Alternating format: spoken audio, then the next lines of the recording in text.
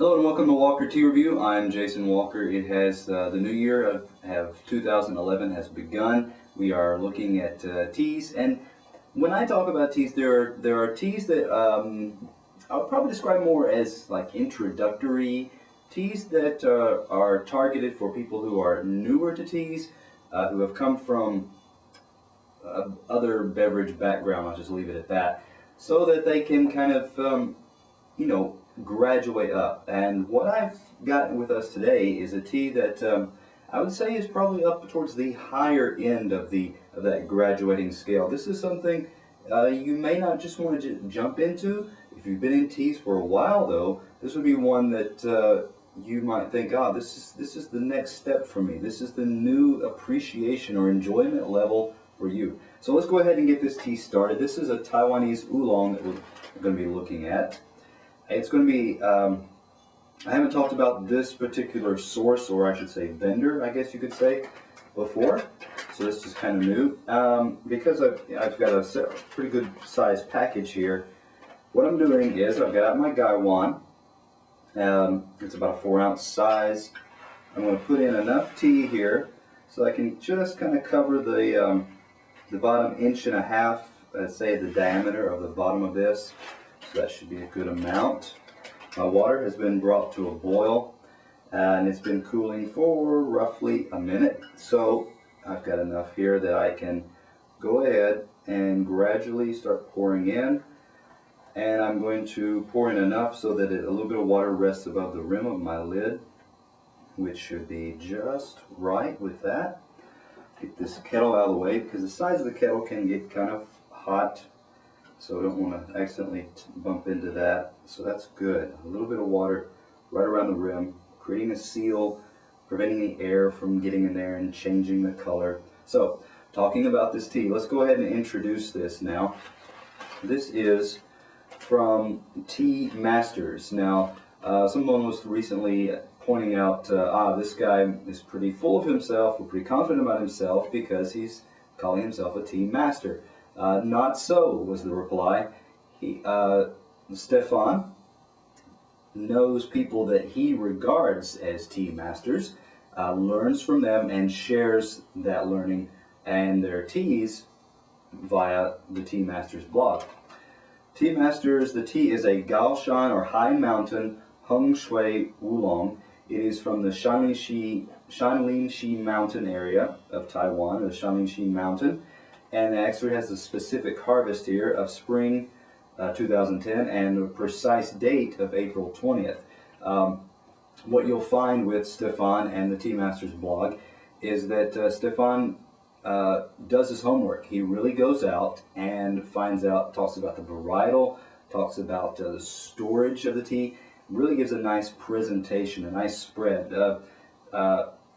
A much more classical feel than the simple stuff I have in front of me today. But let's go ahead and talk about this tea. The price, I should mention by the way, is it's unlisted. It varies according to market and the current supply that he has available. So you want to contact Stefan at the TeaMasters blog to really get information on current pricing, because it varies. I'm going to go ahead and start by talking about the dry leaf here, and then we'll go to the wet and the liquor. You may notice a little bit of a different sound in my voice. It's got a little bit of deeper sounding, and that's because I'm overcoming, hopefully, a cold, a little bit of a tickle in my throat. So I'm hoping that doesn't really get in adversely affect what I'm picking up from this tea. But what I'm getting right now off the bat is there's something kind of nutty, something kind of toasty about this. There's something woody about it as well. So, I mean, I'm getting a little bit of hazelnut, that toasted type of roasted hazelnut. So there's that toasted aspect, there's that nutty. Along with that, I'm getting something kind of, the only way I know how to describe it, it's woody, but not a heavy type of sappy wood. It's more like a pine cone. So I would have to put this as like a pine cone and hazelnut would be my two choice words to describe this. Looking at these leaves, they are balled and rolled like like you might find from dongding types in Taiwan.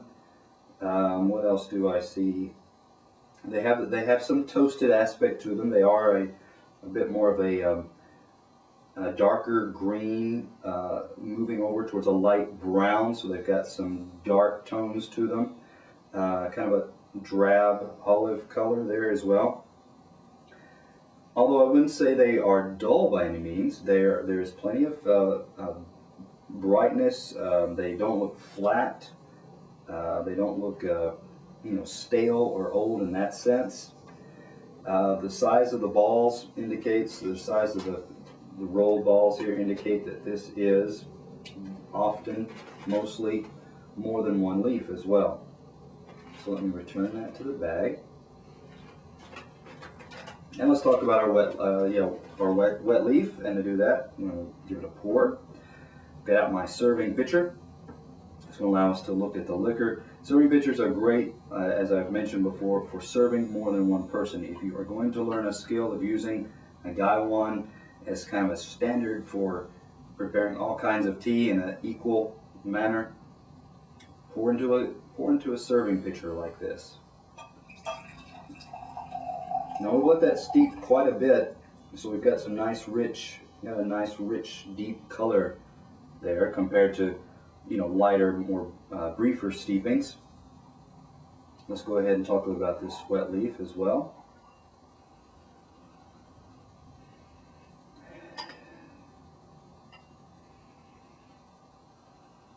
I'm getting, again, here some of that, less of that hazel note is now present,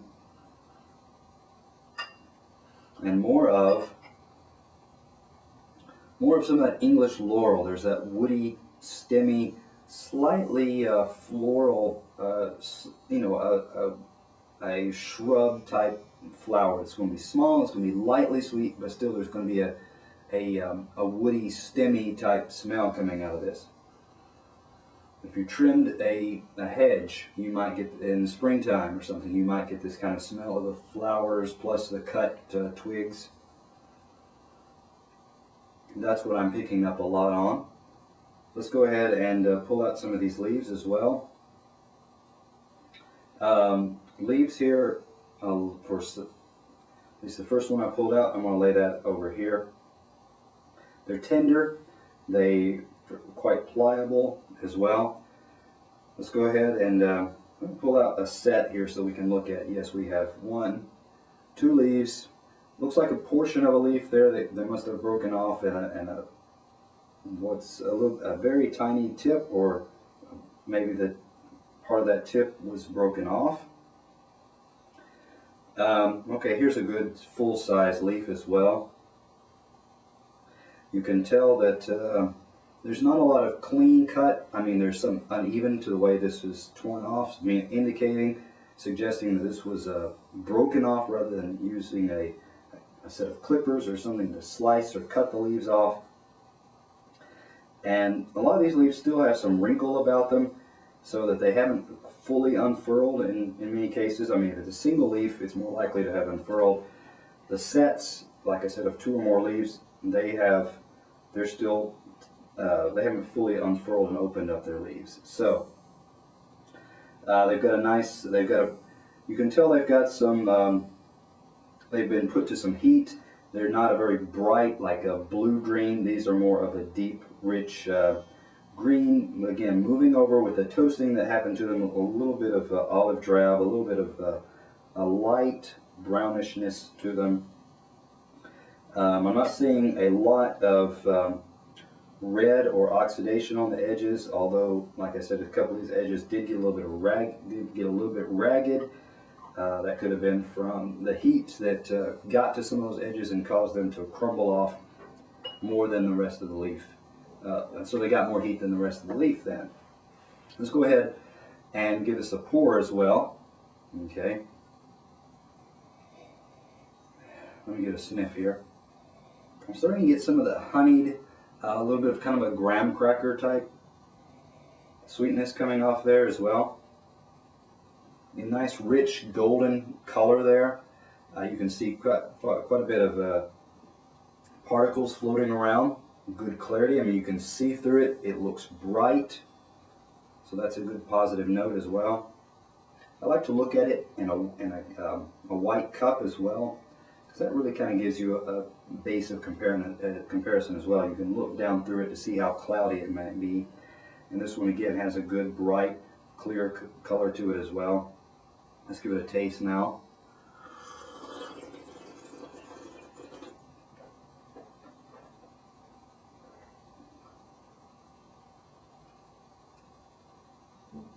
First off is texture. Nice, rich, thick texture. I'm not picking up strong bitterness, overpowering astringency, not a lot of astringency to really note.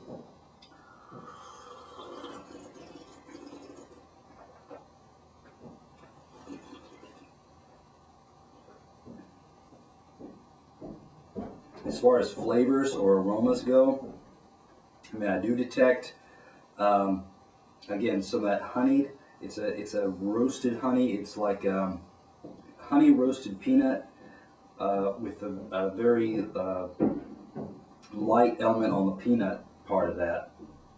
So it's toasty, it's sweet, it's like I said, honeyed. A little bit of the English laurel, a little bit of that shrub type note. Again, this heat and woodsiness of the stem coming out there as well. But what I find really helps this tea stand out, in addition to those positive aromas and flavors, the texture. Nice, rich, you could almost use the word creamy to talk about the feel, the brothiness, the texture there. And then the second thing is the sweetness and the aftertaste. You hold on to that brothiness. It doesn't just drop off. It stays with you. And the sweetness just seems to kind of build up and continue to increase. So that's a very pleasant thing, because you can put this tea down and the sweetness just seems to increase as you sit and step away from this tea. So that's a very positive note about this tea as well. So when I look at this tea as a whole, given the fact that it has such rich character, it has such rich textures, such a round, smooth aftertaste as well. I'm going to have to give this tea a 93. I think it's a very fine tea. It does. I tasted this. I should say I tasted this tea off camera, and it just didn't hit on my stomach and start to get any kind of empty type feeling as well. It just felt rich. It rested well in my stomach as well. So it doesn't have a strong acidity to it that can disturb your stomach as well, like some teas can do. So come back to Walker Tea Review, and you will find teas where that if you are a beginner and entering into newer types of loose leaf pure teas, you'll find some that will hit that right spot for you. Or if you're moving on, ready to get up to a higher level, you'll find teas like that for yourself as well. Or you can always send me your requests, questions about teas that you'd like to see tasted here at Walker Tea Review.